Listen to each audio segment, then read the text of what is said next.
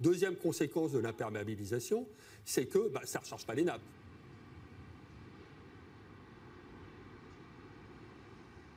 Le dérèglement climatique et les problèmes de l'eau sont arrivés d'une vitesse et d'une violence, ça a été incroyable, quoi. La sécheresse qui perdure aujourd'hui est sans précédent dans le département. Les gens ont été affectés et on leur donnait la solution de passer à l'action. Ça a été pour certains une délivrance et pour d'autres des prises de décision assez fondamentales parce qu'ils sont aujourd'hui moteurs de cette dynamique sur la ville d'Elne.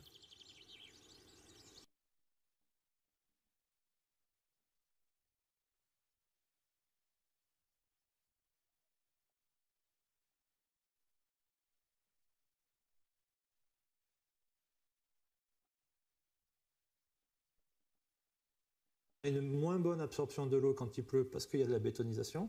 On a des sols qui sont plus capables de retenir l'eau et des végétations qui sont pauvres. Donc ces trois éléments réunis, il y en a probablement quelques autres. Notamment, on a divisé le nombre de zones humides par 2 sur le département, ce qui fait partie des éléments structurants pour le cycle de l'eau. Et on a souvent aménagé beaucoup les cours d'eau de sorte à ce que si un jour on a un épisode cévenol avec une forte quantité de pluie qui tombe sur une toute petite durée, on a envie que ça parte vite à la mer pour éviter les inondations. Du coup, le fait d'avoir aménagé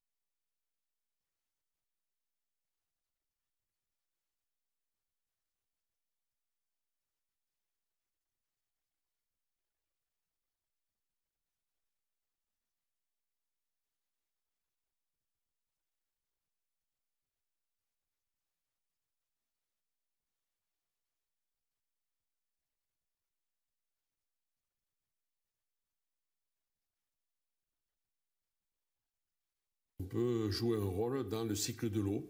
Moi, je suis convaincu maintenant qu'on peut le faire avec la plantation d'arbres, de haies, etc., en modifiant un petit peu la manière dont on travaille le sol, quelle que soit notre profession et quel que soit notre rôle, comme maire ou comme agriculteur. Et je pense qu'on peut cultiver la pluie, cette idée qu'on peut faire revenir de la pluie. Là où vous voyez des herbes vertes, on insistera. Cultiver la pluie. Cette question-là, en les approfondissant, en essayant de les documenter par ce que la science en dit, parce que le savoir populaire en dit, par les intuitions des uns et des autres, que j'en suis arrivé à cette formulation des choses, que l'eau se cultive. Elle se cultive à partir des plantes, et comme les plantes se cultivent à partir du soleil, eh bien, il nous faut apprivoiser le soleil pour cultiver la pluie.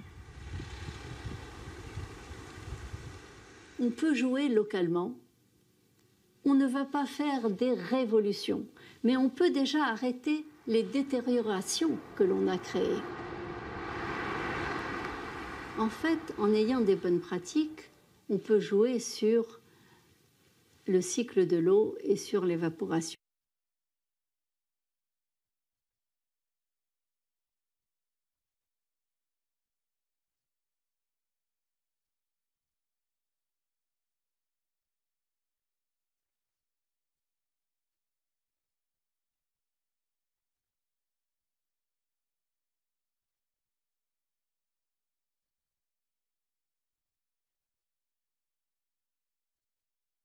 Du carbone et on améliore le cycle de l'eau.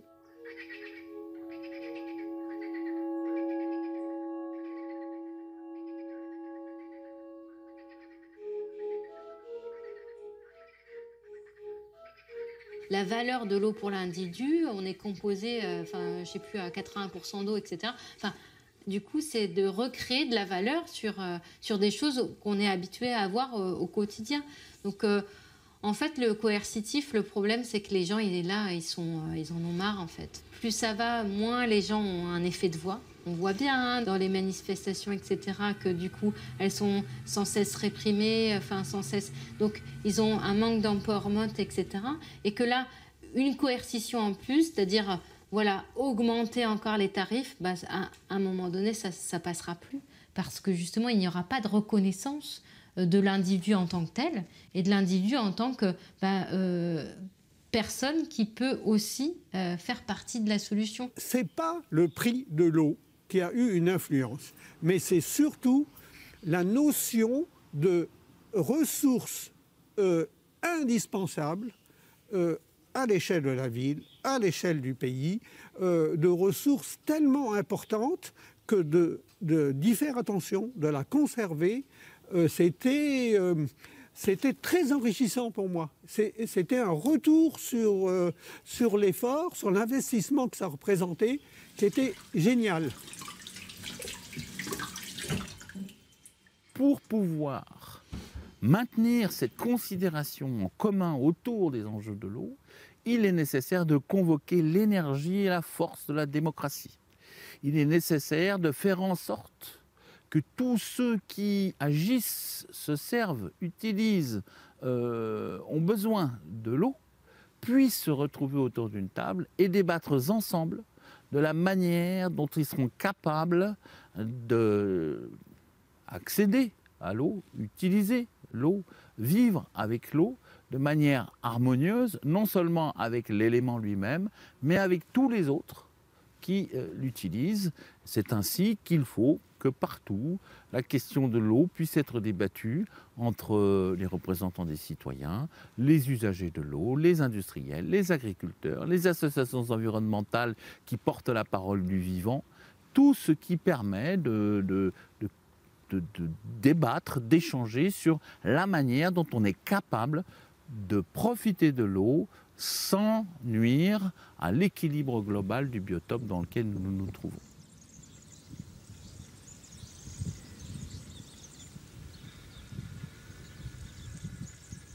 Si on veut développer, il va falloir montrer aux citoyens que finalement avoir une place de parking de moins, c'est pas si grave.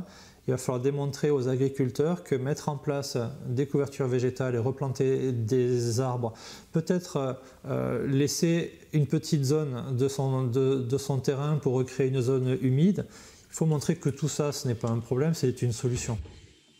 On a tous écouté l'histoire du colibri de Pierre Rabhi et je crois que par contre il faut la dépasser maintenant, cette histoire-là. Je pense qu'il faut maintenant que le colibri change complètement sa façon de voir les choses et le colibri, il faut qu'il aille se servir de son bec pour piquer les fesses de tous les gros animaux qui sont dans la clairière pour que tout le monde se lance dans un projet beaucoup plus fort. Moi, je pense qu'il est là le rôle aujourd'hui, en tout cas c'est le rôle que j'ai envie de mener, alors pas tout seul évidemment, mais vraiment c'est ce changement d'échelle qui nous motive aujourd'hui. Et puis si on a des échecs, on recommencera encore plus fort la prochaine fois, c'est pas un problème. L'eau, si on continue sur le chemin sur lequel on est, on part plus sur une crise majeure ou un diktat de l'eau. Le diktat de l'eau, il ne faut pas y arriver à ce stade-là parce que vraiment, ça va faire souffrir du monde. Qu'un politique aujourd'hui qui continue à urbaniser comme on le faisait il y a 30 ans en arrière, qui ne végétalise pas, qui ne réfléchit pas agroécologie sur son territoire, est un inconscient. Il est en train de mettre un pistolet sur la tempe à ses concitoyens. Actuellement, le focus, il est mis peut-être trop sur une forme d'économie, de restriction, de sobriété. Non pas que ce n'est pas important, c'est important, mais j'ai tendance à dire économiser l'eau dans le désert, ça ne va pas transformer le désert. Et l'enjeu, là, c'est de transformer le désert. C'est de régénérer des surfaces qui sont en train de se désertifier. C'est le cas actuellement dans une partie du sud de la France et de l'Europe.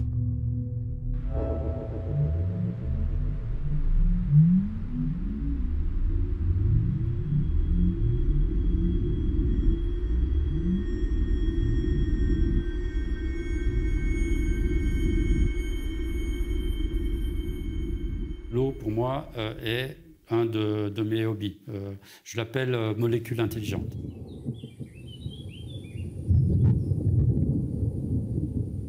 Par exemple, quelque chose qui dépasse mon entendement et que c'est carrément une caractéristique des mondes civilisés modernes, qui se disent civilisés modernes, de mettre de l'eau douce potable dans les toilettes.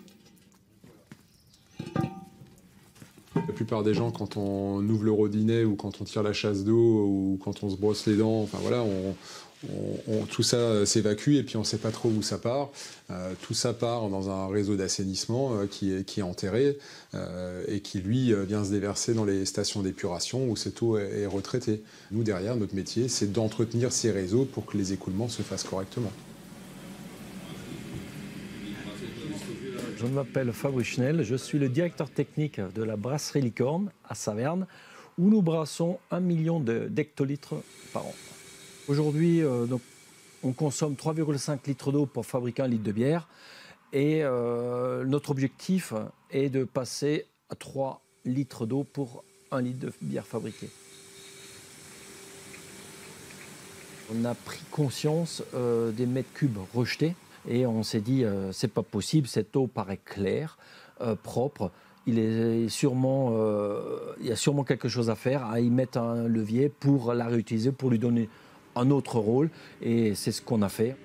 On a tout remis en cause et on a réussi à économiser quasiment 90 000 mètres cubes, soit 27% de notre consommation annuelle. Quand on a construit notre nouveau bâtiment, notre nouvel atelier, on a regardé pour faire un bassin où on récupérait toutes les eaux pluviales du site qui finalement se déversent à nouveau dans la nature.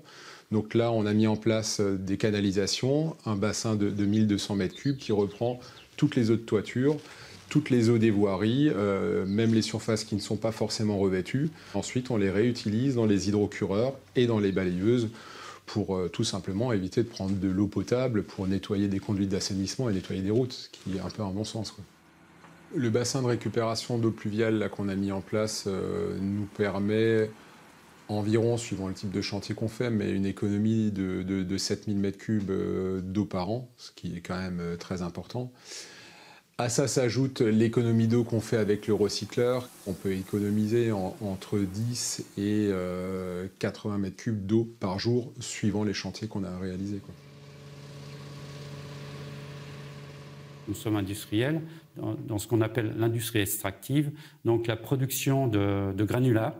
Les granulats, c'est quoi? C'est des matériaux qui vont servir à faire du béton, et du béton prêt à l'emploi pour la construction de bâtiments. L'eau est recyclée à 97%. Toutes les eaux de pluie, toutes les eaux de ruissellement sont collectées.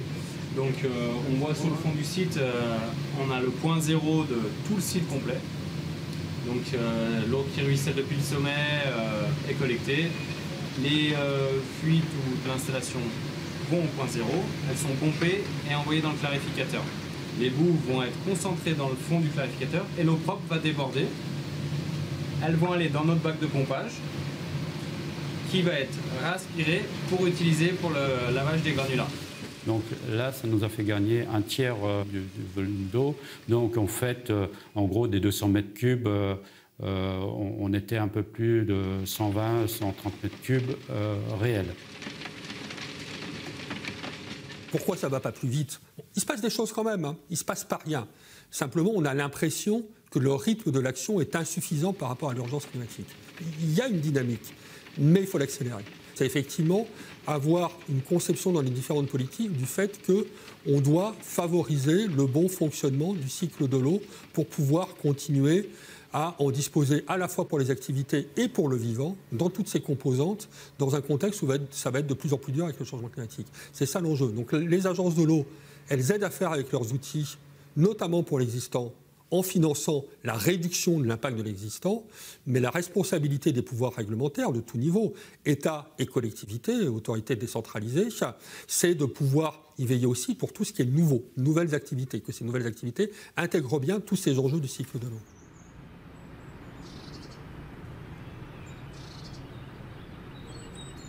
La paix est absolument une valeur commune. Humaniser l'humanité revient à maîtriser la déshumanisation. C'est entre autres sortir de la logique du marché. Aujourd'hui, le monde est un peu guidé par la logique du marché, qui est le monde capitalistique, on va dire ça comme ça. Et ce monde travaille, on peut le dire ainsi, travaille à la destruction de l'humanité, à la déshumanisation de l'humanité, que ce soit par la réification, que ce soit par la chosification, et que ce soit même par la pure destruction, parce que la réification va être une transformation de l'humanité, la chosification va être une négation de l'humanité, mais il y a aussi la destruction pure. Ça, c'est dangereux parce qu'il y a la perte de la dignité humaine. Ce qu'il faut tenter de faire, c'est d'introduire un peu d'éthique dans le marché, c'est introduire les droits de l'homme dans le marché pour sortir de la logique de la concurrence.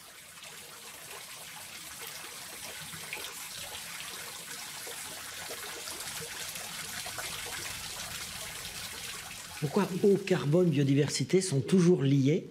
Dans tous les écosystèmes, on a ces questions-là. Parce que l'eau, il y en a absolument besoin pour tous les êtres vivants, le carbone aussi.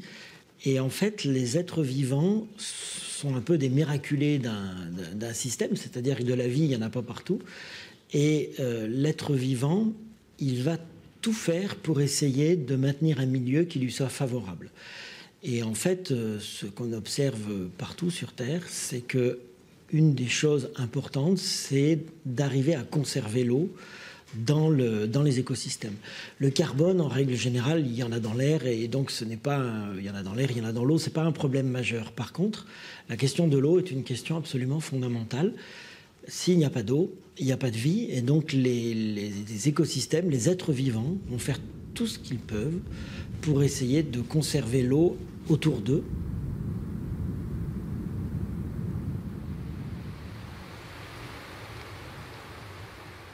Une rivière, c'est un milieu naturel qui est en constante évolution.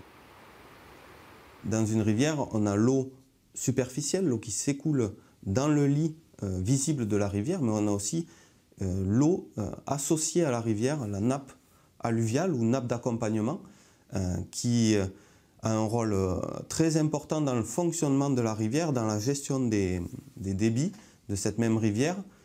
Globalement, en hiver, la rivière déborde, du coup elle vient réalimenter la nappe alluviale, et l'été c'est l'inverse. En fait, la rivière, le niveau baisse, et c'est la nappe alluviale qui par infiltration revient alimenter la rivière pour soutenir le débit. L'eau de la rivière, elle sert à beaucoup d'usages. On pense tous à l'alimentation en eau potable de façon quasi naturelle et immédiate. Ça sert aussi d'irrigation pour l'agriculture. Mais dans une vallée comme les vallées de montagne et comme ici la vallée de l'Arve, il y a aussi la pente que la rivière a et qui lui donne de l'énergie, une énergie qu'on peut utiliser pour l'industrie. Une rivière, malheureusement, ça a aussi servi de chasse d'eau, ou en tout cas d'évacuation des déchets et des eaux usées. On estime à peu près à 400 000 habitants le nombre de personnes présentes dans le bassin versant de l'Arve, c'est-à-dire toute la surface de terrain dans laquelle toutes les gouttes d'eau coulent vers la rivière, finalement finissent dans la rivière Arve.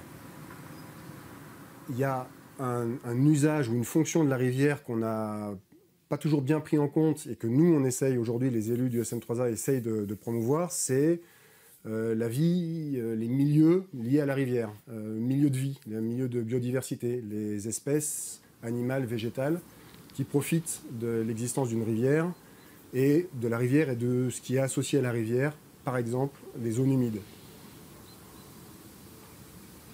La réponse, en fait, elle est de changer de logique. Je vais avoir une vision globale, systémique de l'ensemble, faisant sa place à la nature et à la biodiversité. Et je vais rentrer autour de ça dans une logique coopérative plutôt que dans une logique de confrontation et de partage du gâteau. Si vous êtes dans une logique de partage du gâteau, à la fin, tout le monde est perdant. Si vous êtes dans une logique de co-construction d'un projet collectif pour le bassin versant, en entendant tout le monde, en partageant tout le monde et en essayant de changer les choses de la manière dont même le bassin versant est joué, il y a des chances qu'on y arrive. C'est pas gagné, hein, parce qu'il y a des endroits... quand on voit que le climat a tendance à se tropicaliser quelque part avec ces événements extrêmes de plus en plus extrêmes et des périodes sèches de plus en plus fréquentes, les facteurs de tension ils vont plutôt s'accroître, hein, donc c'est pas gagné. Mais c'est quand même la seule solution. En fait, si on ne se passe pas dans la systémie de la nature, et ben du coup, on est soit au-dessus, soit en dessous, mais souvent on est au-dessus. On va parler de protection de l'environnement, comme si nous, en tant qu'Homo sapiens, on allait protéger l'environnement. Donc, on a toujours une position supérieure à cet environnement, cette nature, etc. Donc, déjà, on travaille là-dessus, sur la façon d'être en lien avec la nature, de faire système avec la nature ou pas. Et donc, du coup, de faire avec, de s'adapter, de s'approprier cette nature, de la comprendre. Et en la comprenant, on se comprend nous-mêmes, puisqu'on en fait partie. Je m'appelle Apolline, je suis étudiante encore en fin de master en géosciences à l'ENS de Paris. Je monte un projet de recherche autour de la pollution plastique. Ce que je trouve absolument fascinant dans l'étude du plastique, c'est que c'est un matériau qui est complètement humain, qui dans notre imaginaire est séparé de ce qu'est la Terre, qu'on se représente plutôt comme étant la nature, indépendante de l'humain. Et en fait, ce plastique, aujourd'hui, il est partout. Si on considère que le plastique, c'est un objet qui est dangereux pour l'environnement et pour la nature, il n'y a absolument aucune raison d'en fabriquer et d'en mettre dans nos maisons. Si on considère que la planète, c'est un unique ensemble et qu'il n'y a pas nous, et puis notre salon, et puis le reste ailleurs, quoi. Ce que je trouve très intéressant et presque bizarre, c'est à quel point on a intégré le fait qu'on avait le réseau d'eau potable et la rivière, de fait polluée avec une eau non potable telle qu'elle. Et finalement, ça crée une espèce d'idée que nous, on arrive à se protéger en ayant notre réseau d'eau potable à côté. Et finalement, la pollution, c'est un peu un problème plutôt pour les poissons et les plantes, donc c'est un peu triste pour eux, mais je pense pas j'ai l'impression qu'on ne se sent pas forcément toujours très menacé par cette pollution-là des rivières. Aujourd'hui, il y a de plus en plus d'eau potable qui se retrouve porteuse de polluants éternels et avec des problèmes de potabilité. Il nous faut absolument prendre cette question de l'eau aussi par la santé, qui elle aussi est un bien commun. Qu'est-ce qui fait qu'on ne fait pas? Alors il y a plusieurs raisons. Il y a des raisons qui sont liées à ce que des gens gagnent beaucoup d'argent grâce à ces pratiques. Et évidemment, ils n'ont absolument aucune envie que ces pratiques s'arrêtent parce que ça leur rapporte beaucoup. Souvent, ces personnes-là vont avoir tendance à contrôler les médias, à racheter des journaux, à racheter des télés, pour pouvoir faire diffuser l'information qui les arrange. Donc ça, c'est une raison. Mais quelque part, on se dit, bon, les politiques ne sont pas obligés de suivre ces personnes-là, en fait. Alors pourquoi les politiques les suivent? Probablement parce que la population n'a pas spécialement envie de changer. Quand on a les moyens, on se dit la limite, ce n'est pas les ressources naturelles. La limite, c'est est-ce que j'ai l'argent pour le faire? Alors, je pense qu'il faut espérer des individus et il faut probablement encore espérer un petit peu de l'État. Mais ma conviction, c'est que l'action principale, la plus efficace, elle doit être menée au niveau intermédiaire. C'est-à-dire qu'elle doit être menée dans une école, dans une association, dans une entreprise, dans une commune, dans tous ces niveaux où les gens se connaissent et peuvent discuter. C'est ce que moi j'appelle la méthode virale. Essayer de partout de mettre des petites expérimentations, des choses qui marchent. Et au moment où c'est nécessaire, eh bien là, ça peut porter. Si on essaye de déciler ensemble les solutions, c'est toujours positif. Et ensuite, il y a aussi quelque chose qui est important, c'est la vision. C'est quelle vision est-ce qu'on veut pour notre territoire? Par exemple, est-ce que la technologie est une vision, une solution universelle? Pas forcément. Est-ce que, par exemple, augmenter les espaces naturels de façon très importante est une vision universelle? Pas forcément. Il n'y a pas de solution magique qui s'applique à tout le monde. Il faut aussi que l'humain s'adapte à ce qu'il trouve dans son environnement proche et qu'il agisse avec la biodiversité qu'il a dans son environnement. Pensons aussi aux sensibles et essayons de construire cet avenir commun. Qu'est-ce qu'on veut ensemble? Qu'est-ce qu'on veut avec la biodiversité? Et je pense que ça pourrait débloquer certains freins.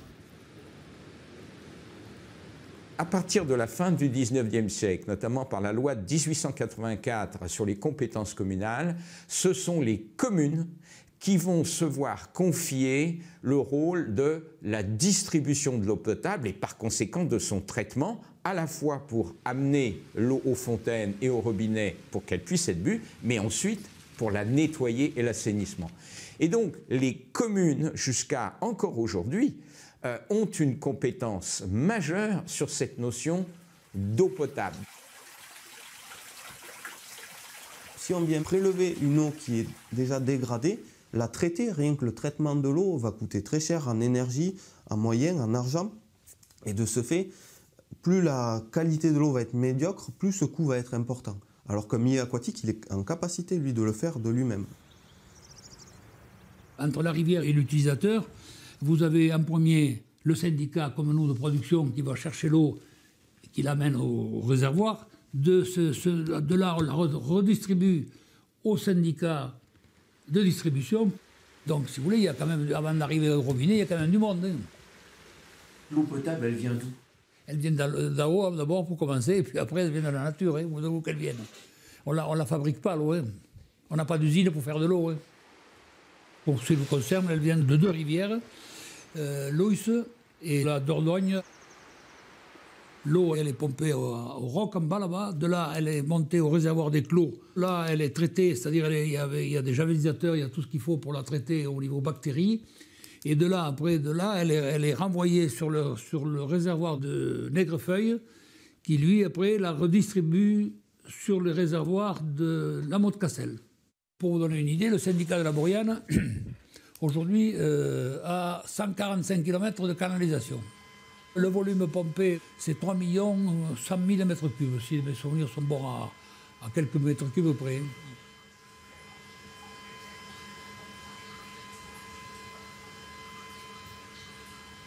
Aujourd'hui, l'eau est de moins en moins privée, mais son usage reste quand même, in fine, de la responsabilité du particulier qui va utiliser l'eau potable ou non pour arroser, de l'industriel qui va s'en servir pour nettoyer et faire un process de fabrication avec du refroidissement, etc. Et donc, l'un des enjeux plus globaux, c'est comment associer tous ces consommateurs de l'eau dans l'objectif de conserver, notamment face à l'évolution du changement climatique, la possibilité pour tous d'avoir accès à l'eau qui est vitale.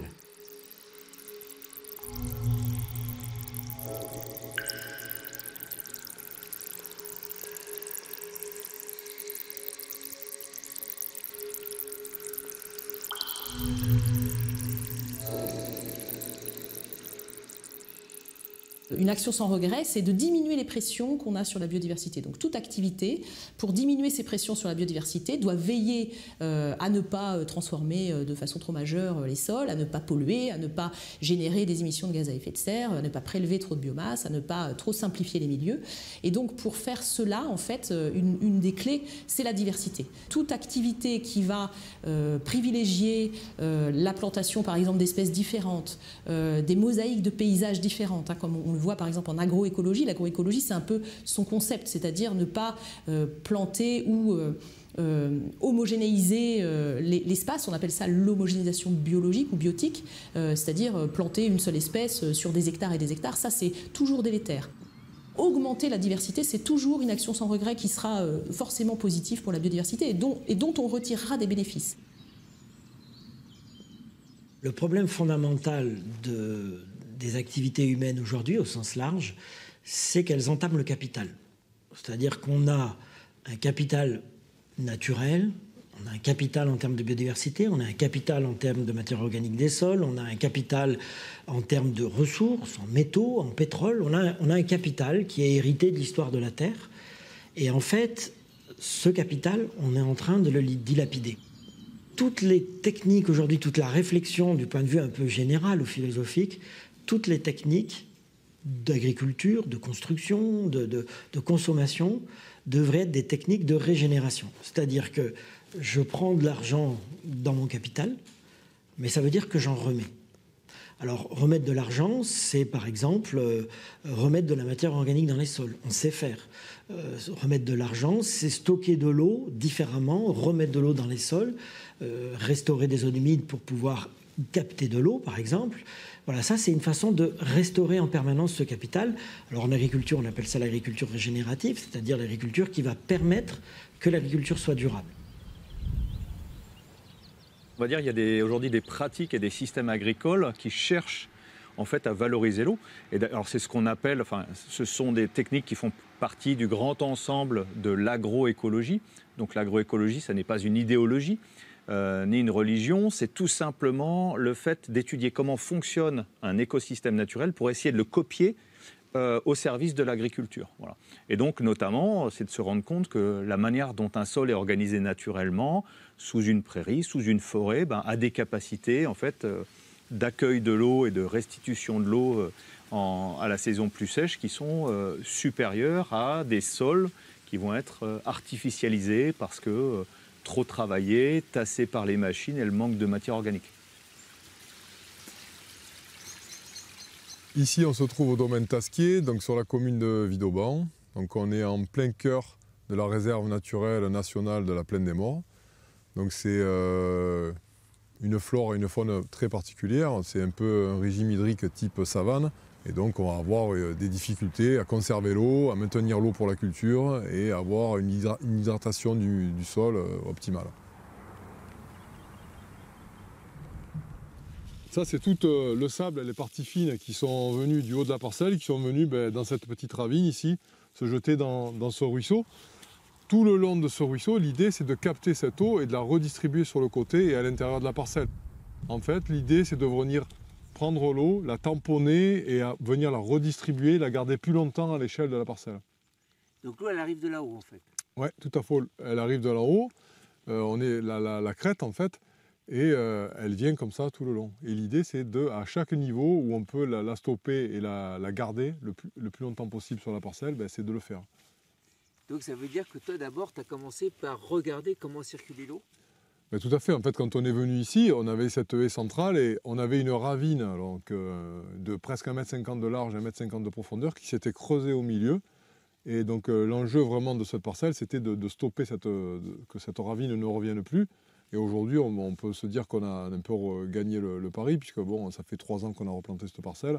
Et hormis quelques petites ravines qui sont des points d'ajustement, je dirais, on va venir, au fur et à mesure que les arbres vont s'implanter, que les couverts vont faire leur effet, on va stopper ça. Ici, on est sur un aménagement de la bord de cette parcelle. Donc on est en lisière de la forêt. On aurait pu... je vais dire avec les anciennes façons de voir les choses, tout couper, faire un bon ruisseau bien droit qui évacue rapidement l'eau. Là, donc, on a pris une autre optique, donc c'est de dire de tamponner tous les 15 mètres, de faire des seuils pour stocker et tamponner l'eau. Et les arbres, on ne les a pas supprimés, on les a façonnés, donc on a fait des trognes. Donc l'arbre paysan par excellence. Et donc pour éviter la concurrence, mais en même temps garder... tous les avantages de l'arbre, de bioclimatiser, d'apporter un spot de biodiversité, de créer des feuilles, des débris végétaux, donc du carbone. Il va stocker du carbone, il va en restituer au sol. Je crois que le plus dur aussi, à un moment, c'est d'arrêter de lutter, quoi. De lutter contre. On est toujours en guerre ou en lutte contre quelque chose. Je ne vais plus contre quelque chose, mais je vais avec et je fais partie de cette chose. Et quand on prend conscience de ça et qu'on accepte ça, déjà ça redonne beaucoup de sens à ce qu'on fait. Et donc en fait ça devient évident. On vit un dépassement des limites planétaires, on vit les conséquences des changements climatiques. Et quand on parle d'économie en n'ayant que cet aspect financier, on n'intègre jamais les coûts cachés des impacts environnementaux négatifs et des impacts sociaux négatifs. Or, financièrement, c'est impactant. Ça fragilise les organisations, ça fragilise la société, ça fragilise l'habitabilité du vivant. Si le profit n'est pas partagé, c'est là où on crée et où on contribue à des déséquilibres et à des inégalités. Et c'est ça la problématique de nos sociétés aujourd'hui.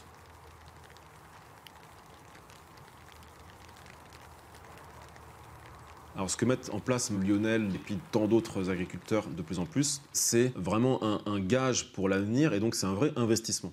En effet, de dédier de la place de son parcellaire productif pour à la fois l'eau, parce qu'on crée des aménagements, on crée des mares, on crée des ouvrages qui vont ralentir l'eau, et recréer aussi de la place, redédier de la place pour l'arbre aussi, à la fois l'eau et l'arbre. Donc c'est un investissement puisqu'on prend de la surface, mais par contre c'est ce qui est gage d'avoir sur le long terme des espaces agricoles qui vont avoir une forme de résilience par rapport aux évolutions climatiques qu'on constate déjà et qui vont, c'est le GIEC qui nous le dit, en s'aggravant dans les prochaines années.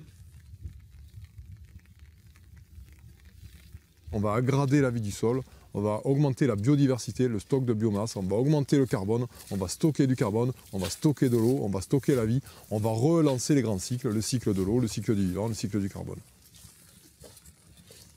On se rend compte que ce projet, c'est un mini bassin versant. C'est très petit, 6 hectares, mais on se rend compte qu'il y a du relief. On a une crête, on a une pente, on a un fossé, on a des talus, on a une mare. Et en fait, ça ressemble à un mini bassin versant, on peut dire à l'échelle d'un département. Et de se dire, ce qu'on a fait là sur ce mini bassin versant, il faut le faire à une échelle plus grande. Il faut embarquer d'autres personnes, il faut embarquer d'autres agriculteurs, d'autres acteurs, des citoyens, des collectivités. Et c'est de là qu'est née l'association Les Résilients.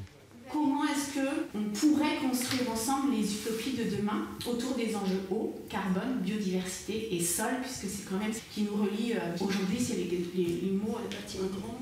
Le projet des Résilients et l'association des Résilients a vraiment pour intention de créer une dynamique, de partir de femmes et d'hommes qui ont envie de faire différemment ou qui ont conscience que les pratiques qu'ils peuvent réaliser dans leur parcelle arrivent à un plafond de verre et qui sont impactés par beaucoup de chocs, beaucoup de crises.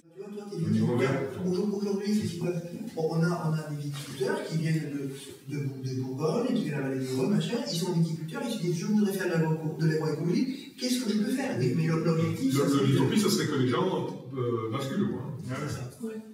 C'est ça. Donc c'est de la pédagogie, c'est de la formation. C'est pas simple de s'auto-convaincre en disant je change complètement mes techniques, je change complètement ma façon de faire. Tu vois, donc déjà c'est compliqué pour le paysan dans la filière agricole de faire le pas. Le rôle et l'intention des Résilients, c'est de donner un cadre, de faciliter un espace où ces femmes et ces hommes peuvent venir reprendre leur pouvoir d'agir. Les Résilients ont été, dès le début, conscients que ça ne pouvait pas porter que sur les épaules des agriculteurs. Et donc, la dynamique est bien d'aller chercher les citoyens, les institutions publiques, les écoles, les centres de formation, les artisans, les commerçants, les entreprises, les collectivités, pour créer une dynamique de résilience économique territoriale. Aujourd'hui, je trouve qu'on est vraiment dans la reconstruction où on associe les connaissances de nos anciens avec la modernité. Je suis convaincu qu'on peut faire autrement, qu'on peut nourrir la planète, qu'on peut faire des bons produits, qu'on peut avoir une attitude, des ateliers rentables en régénérant en plus la planète.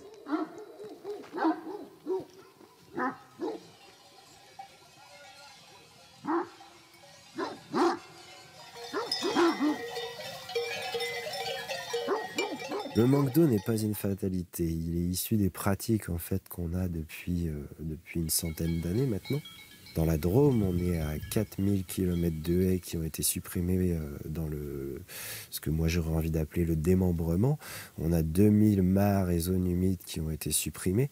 Aujourd'hui, voilà, moi je pense qu'aujourd'hui, on peut parler de remembrement aujourd'hui dans cette idée de justement recréer ces équilibres et faire en sorte d'avoir une agriculture qui cultive l'eau plutôt qu'il la fait disparaître. Aujourd'hui, on est sur tout un travail pour justement recultiver de l'eau, faire en sorte que nos écosystèmes retournent vers des écosystèmes un peu plus humides. Et au vu du réchauffement climatique qui arrive, c'est pour nous quelque chose de fondamental et surtout qui est à faire aujourd'hui. C'est-à-dire que c'est pas dans 20 ans quand il y aura plus d'eau qu'il faudra qu'on plante un arbre, c'est aujourd'hui qu'on peut planter des haies et dans 20 ans elles ne pousseront plus, il sera trop tard. Donc c'est pour nous voilà, quelque chose qui ne nous rapporte pas d'argent aujourd'hui mais qui en fait constitue la survie de la ferme dans l'avenir et de en fait à échelle plus large de l'écosystème et donc de la vie. C'est-à-dire que quand il n'y aura plus d'agriculture et plus d'arbres et plus de nature ici, il n'y aura plus de vie, il n'y aura plus de village. Donc c'est aussi quelque chose que les villageois ont compris. Ils nous aident, ils sont venus participer sur les plantations d'arbres. Ils nous aident aussi sur la régénération des forêts. Il y a une semaine ou deux, on a ramassé tous les petits fruits sauvages qu'il pouvait y avoir des fruitiers dans l'écosystème et on a été tous semés dans les forêts de pins de façon à transformer nos forêts de pins plutôt ectomycorhiziennes, donc qui ne génèrent pas trop d'eau et qui sont sensibles au feu, pour que petit à petit ça les transforme en forêts de feuillus qui vont générer de l'eau justement et qui en plus amènent de la nourriture à la biodiversité. Donc voilà, on a vraiment un village qui se prend en main et qui va vers une envie d'augmenter la durabilité de son écosystème. Ce que Marc-Antoine a mis en œuvre sur le GAEC de Montlahuc, donc sa ferme, leur ferme collective, c'est justement ces principes d'hydrologie régénérative appliqués, notamment en mettant en œuvre dans ces surfaces de pâturage ce qu'on appelle des baissières, c'est des fossés qui sont sur courbe de niveau, sur lequel il a planté des haies et qui ont donc une double fonction, à la fois de limiter les effets de ruissellement, qui est parce que l'eau pluie est interceptée par ces fossés sur courbe de niveau et donc elle va plutôt recharger les sols plutôt que d'aggraver les phénomènes de ruissellement et d'érosion d'une part, et puis en ayant planté sur ce fossé des arbres, il recrée une trame bocagère, on va dire, qui relie les zones de forêt de part et d'autre de la parcelle et qui redécoupe ce parcellaire et donc refavorise la continuité arborée et réenclenche ces cycles de l'eau sur le long terme. Évidemment, les haies qu'il a plantées ne sont pas actives tout de suite. Par contre, c'est un pari sur l'avenir à 15-20 ans, lorsque ces haies seront en pleine fonctionnalité.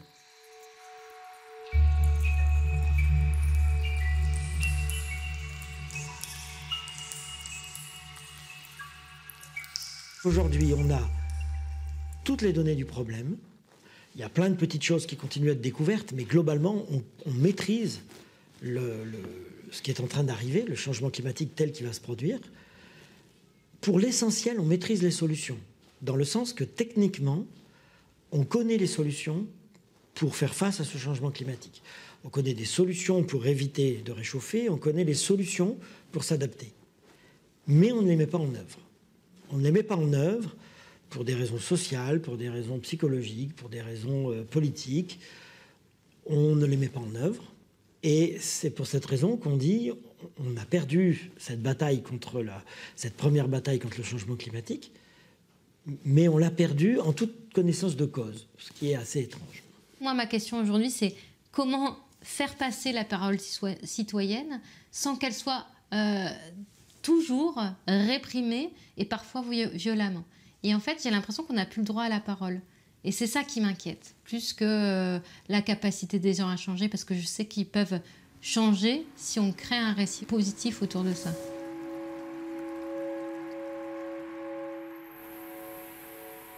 L'eau est une chose sans maître. Ce qui est fondamental aujourd'hui, ce n'est pas ou ce n'est plus l'utilité économique de l'eau. C'est véritablement son utilité et sa valeur du point de vue de la dignité humaine, du point de vue même de l'existence de l'humanité. C'est une question de survie de l'espèce humaine.